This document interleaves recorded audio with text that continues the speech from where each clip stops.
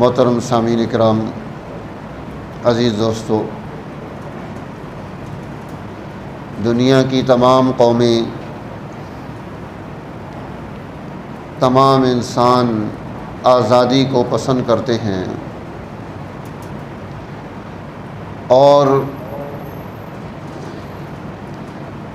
آزاد رہنا یہ انسان کی فطرت میں ہے۔ کوئی کسی کو اپنا غلام نہیں بنا سکتا۔ دین اسلام نے اس اعتبار سے ہمیں بڑی کامل مکمل رہنمائی ارشاد فرمائی ہے۔ حضرت عمر بن الخطاب رضی اللہ تعالی عنہ کے دور میں گورنر کے بیٹے کا اور ایک عام شہری کا گھوڑا دوڑانے میں ریس میں وہ شہری آگے نکل گیا تو اس گورنر کے بیٹے نے اسے چابک مار دیا۔ وہ شکایت لے کر سیدھا مدینہ الرسول صلی اللہ علیہ وسلم میں حضرت عمر بن الخطاب رضی اللہ تعالی عنہ کی عدالت میں حاضر ہو گیا تو آپ نے باپ اور بیٹے دونوں کو طلب کر لیا کہ ان دونوں کو سزا دی جائے۔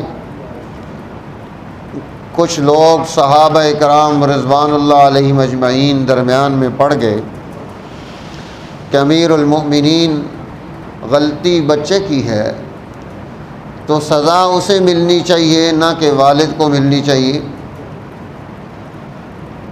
حضرت عمر رضی اللہ تعالی عنہ نے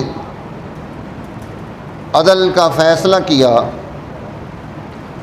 اسے چابک دی کہ تو بھی اسے مار کر اپنا بدلہ پورا کر لے،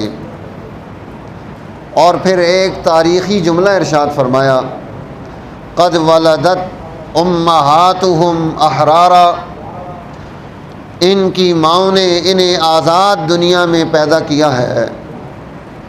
قد ولدت امہاتہم احرارا فما عبدناہم، تم نے انہیں اپنا غلام اور محکوم کب سے سمجھ لیا کہ تم اپنی رائے اور مرضی کو اس پر مسلط کر دو گے، اسے مجبور محض سمجھو گے۔